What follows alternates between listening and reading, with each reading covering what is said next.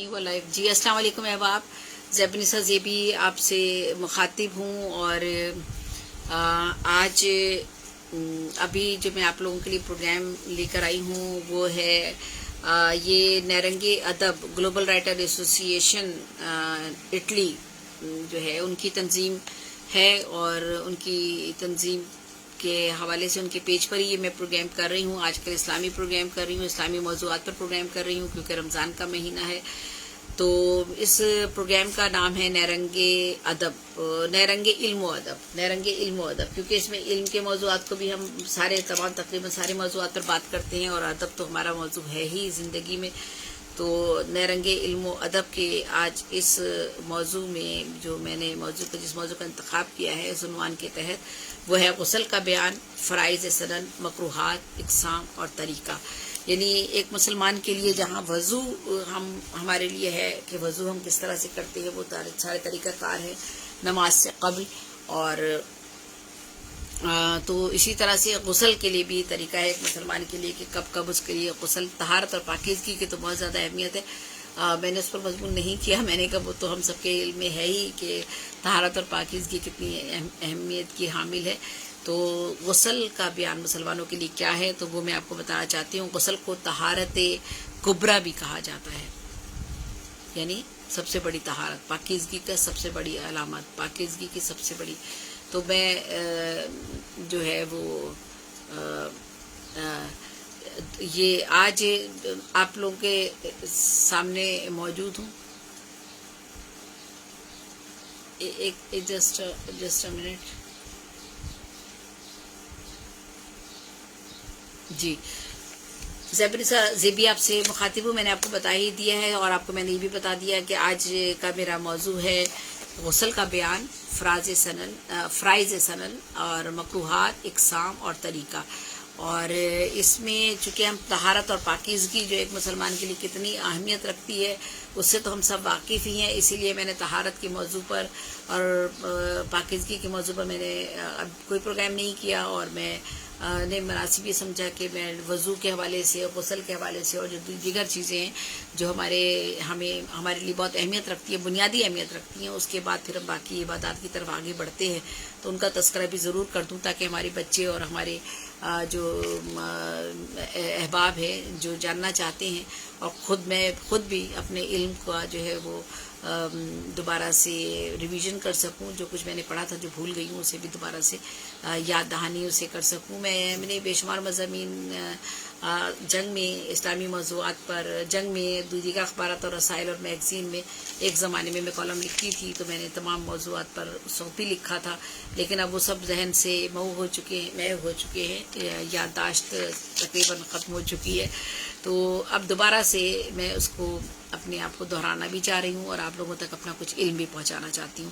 تو جہاں تک غسل کا بیان ہے تو غسل کو طہارت کبریٰ بھی کہا جاتا ہے، کیونکہ اس سے تمام بدن پاک ہو جاتا ہے۔ طہارت کبریٰ یعنی سب سے بڑی پاکیزگی ہے، طہارت کی صاف ستھرا کرنے کے سب سے بڑا کام طہارت کبریٰ کہا جاتا ہے اسے۔ غسل کی جو ہے نا 4 اقسام ہے، فرض ہے، واجب ہے، سنت ہے اور مستحب ہے، اور مستحب، ٹھیک ہے۔ تو فرض میں تو وہ ساری چیزیں آ جاتی ہیں، لازمی آپ کو غسل کرنا ہی کرنا ہے۔ وہ ساری ناپاکیاں آ جاتی ہیں جن کا ذکر جن کے بارے میں ہم سارے مسلمان جانتے ہیں کہ ایسی ناپاکیاں اگر ہماری ہو تو ہمیں ہر صورت میں، ہر حال میں فرض ہے ہم پر کہ ہم غسل کر لیں۔ تو اس میں جو ہے اس کا میں ذکر یہاں پر نہیں کر رہی ہوں، آپ سب لوگ جانتے ہیں۔ تو فرض ہے ایسی ناپاکیوں کے لیے، ایسی جس میں ہم پاکیزہ نہیں رہتے، تو ہمیں غسل کرنا ہمارے پر فرض ہو جاتا ہے۔ اچھا، پھر واجب صورتیں ہیں کچھ جن میں آپ کو غسل واجب ہے آپ پر، یعنی میت کو آپ نے غسل دیا، جو مر جاتا ہے انسان تو اس کو غسل دیتے ہیں۔ جب میت کو غسل دیتے ہیں تو جو زندہ لوگ ہیں جنہوں نے غسل دیا ہے ان پر واجب ہے کہ وہ نہا لے، غسل کر لے، ٹھیک ہے۔ تمام جسم پر یا جسم کے کسی حصے پر نجاست حقیقی یا مخفی ہو، یعنی یہ معلوم نہ ہو کہ کہاں لگی ہے، یعنی اگر آپ کا پورا جسم ہے اور آپ نے واش روم دھویا یا کہیں اور جگہ دھوئی یا کچھ اور کیا اور آپ کو ایسا لگا کہ کہیں کسی جگہ کوئی گندگی نہ لگی رہ گئی ہو ہمارے جسم پر یا کپڑوں پر یا جسم پر، تو وہ چاہے چھپی بھی ہو یا سامنے ظاہر ہو رہی ہو یا حقیقی حالت میں ہو یا نظر نہ بھی آ رہی ہو، گندا پانی آپ کے اوپر گرا ہو، تو آپ کو ایسی صورت میں بھی آپ پر واجب ہو جاتا ہے کہ آپ غسل کر لیں۔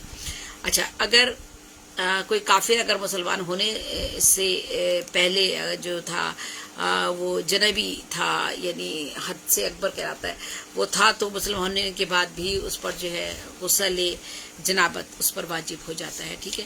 تو یہ آپ کے واجبات میں ہے، یعنی ایسی صورتوں میں واجب ہے آپ پر کہ آپ غسل کر لیں۔ اچھا، سنت کیا ہے، یعنی کن صورتوں میں آپ کا غسل جو ہے وہ آپ کو سنتوں میں آ جاتا ہے۔ نماز جمعہ اگر آپ پڑھنے جا رہے ہیں تو غسل کر کے جائیے، ٹھیک ہے، سنت ہے یہ۔ نماز عیدین، عید کی نمازیں اگر آپ پڑھنے جا رہے ہیں تو آپ غسل کر کر جائیے۔ اگر آپ احرام باندھ رہے ہیں حج یا عمرے کے وقت تو آپ پہلے غسل کیجئے، ٹھیک ہے، یہ سنت ہے۔ اور وقوف عرفات کے لیے، جب عرفات میں آپ وقوف عرفات کے لیے جب اس میدان میں جاتے ہیں تو وقوف عرفات کے لیے تو اس وقت بھی آپ پہلے غسل کریں گے، اور اسلام قبول کرنے کے بعد بھی آپ غسل کریں گے، یہ سنت ہے، یاد رکھیے گا بات، یہ سنتوں میں آتا ہے، یعنی یہ چیزیں ہمارے غسل کے لیے ضروری ہیں، یعنی نہانا پاکیزہ کرنا اپنے آپ کو ضروری ہے۔ اس کے بعد مستحب، یعنی مکہ اور مدینہ میں داخل ہونے سے پہلے بہتر ہے کہ آپ مکہ اور مدینے میں داخل ہونے سے پہلے آپ غسل فرما لیں، ٹھیک ہے، غسل کر لیں۔ ہم عمرے کے لیے جاتے ہیں، جو لوگ باہر جا رہے ہیں وہ جاتے ہیں، سفر سے اترتے فوراً بھاگتے ہیں کہ چلے جی ہم فوراً جا کے دیکھ لیں، نہیں، پہلے جا کر آپ کے لیے غسل آپ کو کرنا چاہیے، یہ مستحب ہے، اچھا عمل ہے، احسن عمل ہے کہ پہلے آپ نہا لیں اور غسل کر لیں، پاکیزہ ہو جائیں، اس کے بعد آپ مکہ اور مدینے کے اندر داخل ہوں۔ میت کو غسل دینے کے بعد بھی یہ جو ہے آپ کو غسل کرنا، غسل جو ہے آپ کے لیے مستحب ہے، یعنی میت کئی ہوتا ہے کہ کچھ جراثیم وغیرہ ہوتے ہیں، کچھ دیر کے بعد جو ہے وہ جسم سے نکلنا شروع ہو جاتی ہے، تو اس کے لیے ضروری ہے کہ آپ اپنے آپ کو پاک صاف کر لیں تاکہ ان جراثیم سے یا کوئی بیماری ہے یا کوئی چیز ہے وہ آپ تک منتقل ہو اور آپ سے دیگر لوگوں تک منتقل ہو۔ تو جتنے بھی لوگ میت نے شرکت انہوں نے کی یا نہلایا، اسے دھلایا یا اس کے پاس آس پاس رہے تو وہ نہا لیں تو زیادہ بہتر ہوتا ہے۔ سفر سے واپسی کے بعد بھی نہانا مستحب ہے، اور کافر کا اسلام قبول کرنے کے بعد بھی جو ہے وہ غسل کرنا جو ہے وہ ایک اچھا احسن عمل ہے۔ اچھا، اب وضو اور غسل کے لیے کل پانی کی مقدار کتنی ہونی چاہیے، کیونکہ بات یہ ہے کہ پانی کا بھی ہمارا مذہب تو اسراف کی طرف کو منع فرماتا ہے کہ پانی زیادہ ضائع نہیں کرنا، کوئی بھی چیز زیادتی جو ہے کسی بھی چیز کی وہ اچھی نہیں ہے، اعتدال پسندی کا ہمارا مذہب ہے، ہر چیز میں اعتدال پسندی کا حکم دیا گیا ہے۔ تو غسل کے لیے کم از کم 1 سا یعنی 2 سیر 6 چھٹاک پانی، آپ اس سے بھی غسل کر سکتے ہیں۔ 2 سیر پانی، 2 سیر دیکھ لیں پانی کتنا ہوتا ہے، کوئی اتنا زیادہ پانی نہیں ہے، یعنی اگر آپ گھر میں پانی کی قلت ہے اور آپ کہیں جی میں تو غسل نہیں کر سکتا تو 2 سیر پانی اور 6 چھٹانک، 2 سیر 6 چھٹانک پانی سے آپ کا غسل جو ہے وہ ہو جائے گا، ٹھیک ہے۔ وضو اور غسل دونوں کے لیے کم از کم 1 سا 1 مد پانی، یعنی 1 سا سے مراد وہی، یعنی غسل اور وضو دونوں چیزیں اگر آپ نے کرنی ہے تو 2 سیر 6 چھٹانک اور تھوڑا سا معمولی سا پانی اور لے لیں تو اس پہ آپ کا وضو بھی ہو گیا اور آپ کا غسل بھی ہو جائے گا۔ وضو کے لیے کم از کم آدھی چھٹانک کم اور 1 سیر پانی، یعنی کم سے کم اگر آپ کے پاس پانی آدھی چھٹانک ہے تو وہ کم سے کم آدھی چھٹانک اور 1 سیر پانی، اس سے زیادہ آپ نے پانی کا ضیاع نہیں کرنا ہے وضو کرتے ہوئے بھی، یاد رکھے، ورنہ یہ ہوتا ہے نل کھلا ہوا ہے، پہلے ہم نے ہاتھ دھو لیے ہیں، پھر ابھی ہم نے کلی بھی کرنی ہے، منہ ناک، جب تک پانی نل کھلا ہوا ہے تو پانی بہتا چلا جا رہا ہے، ضائع جا رہا ہے، تو یاد رکھیے گا یہ منع کیا گیا ہے۔ 1 مد پانی اس وقت جب کہ استنجے کے لیے پانی نہ لیا ہو، ٹھیک ہے۔ اچھا، اور اگر استنجے کے لیے بھی پانی لے تو 1 مد کے علاوہ 1 تل یعنی 1.5 پاؤ پانی سے زیادہ لیا جائے۔ تو اسی طرح سے جیسے کہ بتا دیا گیا کہ آپ وضو کر رہے ہیں، استنجا آپ نے کرنا ہے تو آپ نے 1.5 پاؤ پانی آپ زیادہ لے لیں اس پانی کے اندر، کیونکہ آپ کو استنجا بھی کرنا ہے اور وضو بھی پھر اس کے بعد کرنا ہے، تو جو پانی کی مقدار بتا دی گئی ہے اس مقدار کے حساب سے آپ کو پانی استعمال کرنا ہے، لیکن پانی کم سے کم اور ضیاع نہیں کرنا ہے، پانی کا اس بات کا خیال رکھنا ہے۔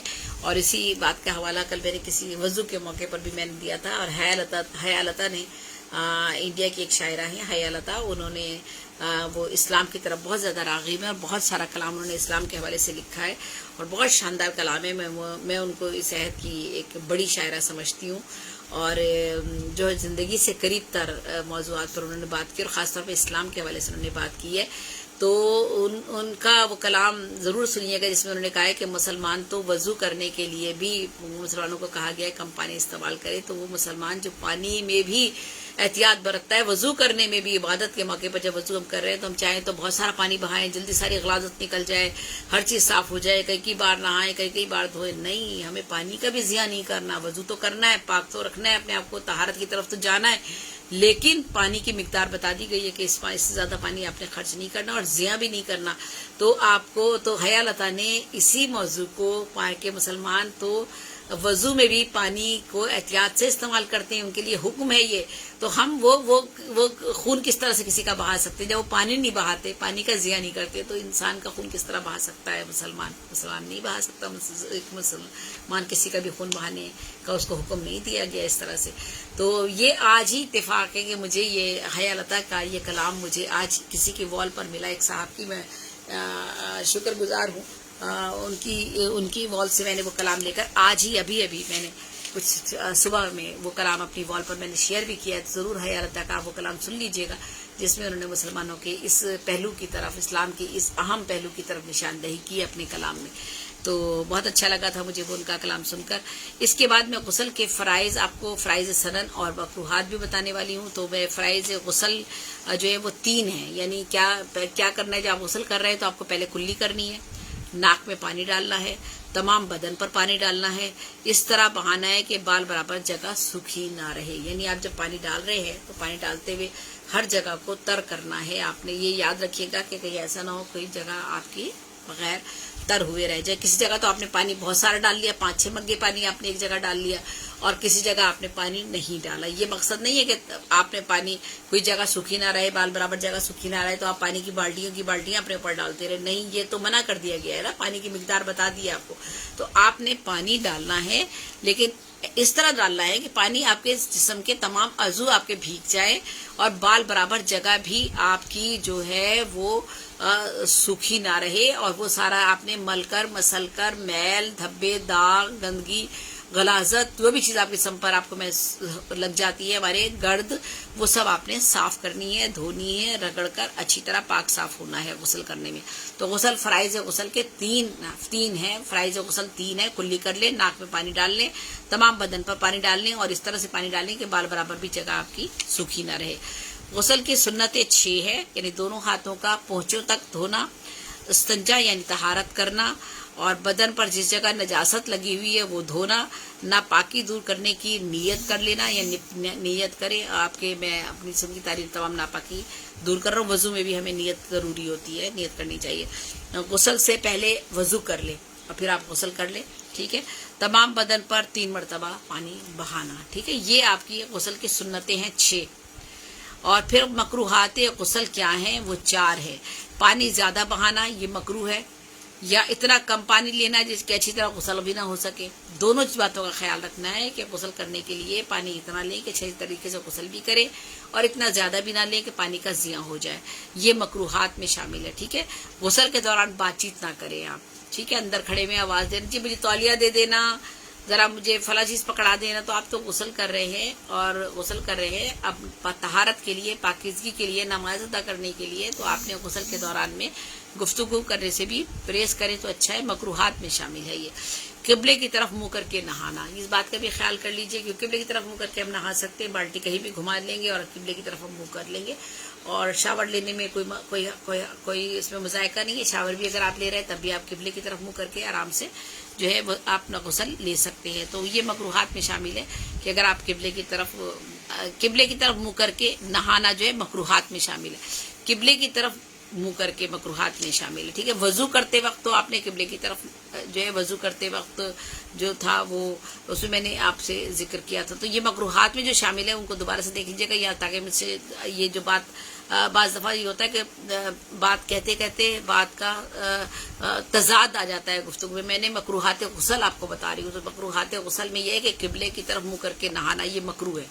قبلے کی طرف آپ اپنی بالٹی کا رخ گھما سکتے ہیں جدھر بھی چاہیں، کیونکہ آپ کو مکروہات غسل کے چیزوں پر توجہ نہیں دینی. یہ مکروہات میں شامل ہے کہ قبلے کی طرف منہ کر اگر نہانا ہے تو یہ مکروہات ہیں. تو آپ اپنی بالٹی کا رخ گھما سکتے ہیں, اپنے شاور کو گھما سکتے ہیں, اس طرف لے جائیے جہاں پر آپ دیکھ رہے ہیں کہ یہ مکروہات کی طرف تو نہیں آپ کا عمل جا رہا.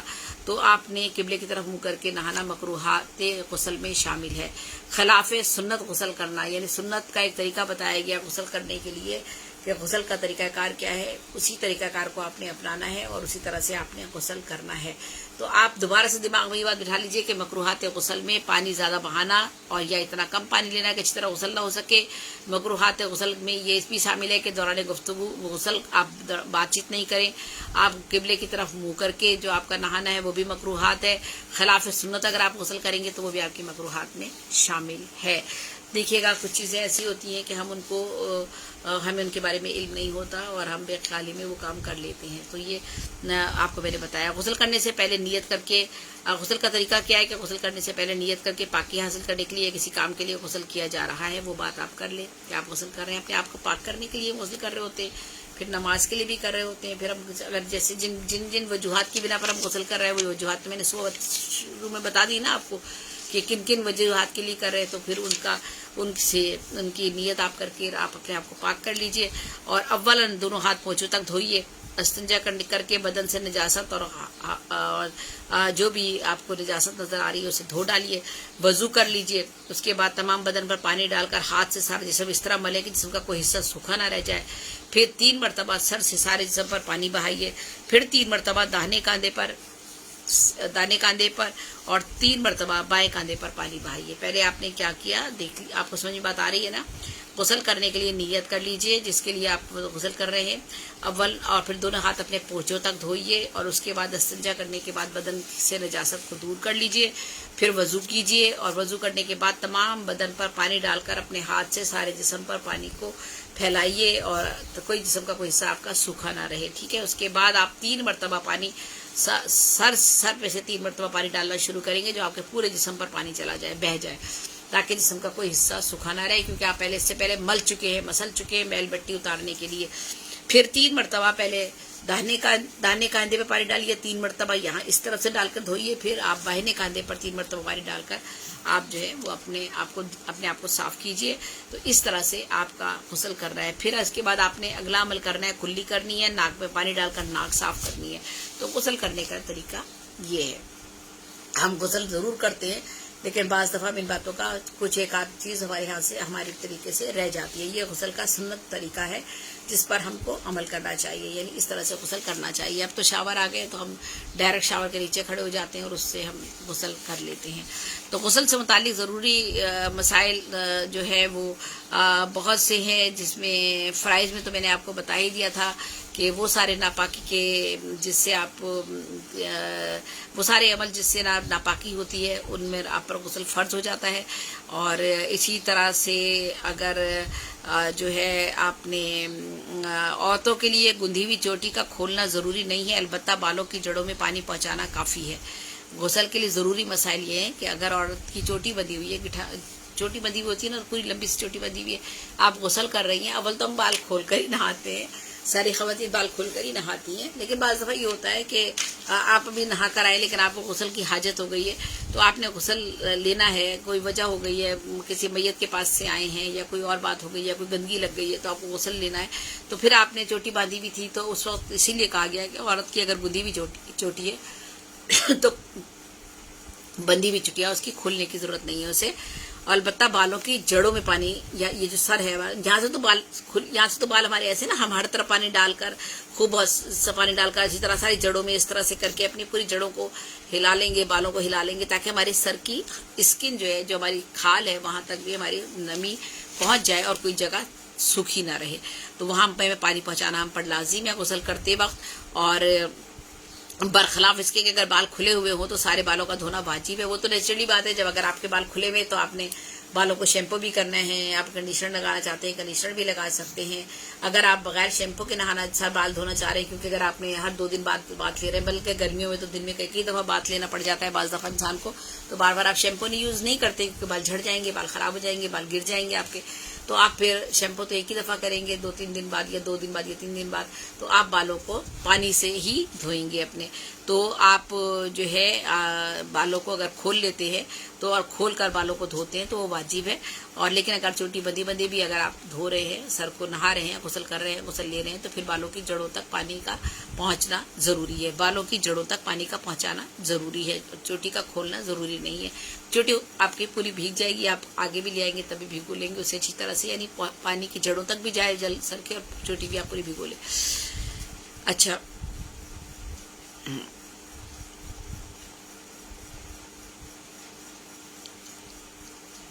اچھا اب یہ دیکھیے گا، عورت کے لیے تو یہاں یہ رعایت دی ہے نا کہ وہ چوٹی کے ساتھ بھی غسل کر سکتی ہے. اچھا مرد کے لیے کیا ہے کہ اگر مرد کے گندی ہوئی چوٹی ہو، بعض لوگوں کے لڑکے بھی اب تو بال لمبے رکھ رہے ہیں، ان کی بھی چوٹیاں بندی ہوئی ہوتی ہیں، تو اگر مرد نے کوئی چوٹی گندی ہوئی ہے تو اسے کھولنا اور الگ الگ بالوں کو کرنا، پھر غسل لینا واجب ہے. اس کے لیے یہ حکم نہیں ہے کہ وہ چوٹی گندے جو ہے وہ نہا لے، غسل کر لے. واجب ہے کہ وہ اپنے بال کھولے اور ان پر جو ہے وہ ان کو دھو لے اچھی طرح سے. اور عورتوں کی طرح صرف جڑوں کا تر کرنا کافی نہیں ہے اس کے لیے، بلکہ نیز مردوں کا جو داڑھی کا دھونا ہے وہ بھی واجب ہے. داڑھی کا بھی میں نے کل بتایا، وضو کرتے ہوئے بتایا تھا کہ خلال کرتے ہیں ہم داڑھی کا، جیسے کہ ہر بال کے اندر انگلیاں ڈال کے اچھی طرح سے پورے، تاکہ یہ جو ٹھوڈی کا حصہ ہے جہاں پر بال لگے ہوئے وہ بھی اندر سے صاف ہو، دھلے اور چمکے اور چمک جائے، اور اسکن پر کوئی چیز میل مٹی نہ لگی ہوئی ہو، کیونکہ داڑھی تو اوپر داڑھی نے چھپایا ہوا ہے نا ہمارا یہ حصہ مرد کا. تو آپ کو اس کا خلال کرتے ہیں. داڑھی کا بھی خلال ہوتا ہے، اس طرح دانتوں کا ہوتا ہے، اس طرح داڑھی کا بھی ہوتا ہے. تو اس کو بھی اس طرح سے خلال کی طرح کر لینا چاہیے تاکہ بال الگ الگ سے کر کے آپ اچھی طرح سے صاف کر لیں. تو یہ واجب ہے مردوں پر کہ آپ نے اگر کوئی بال بندھے ہوئے کسی مرد کے چوٹی بندھی ہوئی ہے، بال لمبے رکھتے ہیں لڑکے آج کل کے، کبھی رکھ لیتے ہیں، تو اسے کھولیں، کھول کر پھر غسل کریں. داڑھی کو بھی اسی طرح سے خوب اچھی طرح سے بالوں کو اس کو دھوئے. اگر سر پر پانی ڈالنے سے ضرر کا اندیشہ ہو یا سر کا مسح کرے تو سر کا مسح کر لے اور سر کے سوائے سارے سر پر پانی بہائے.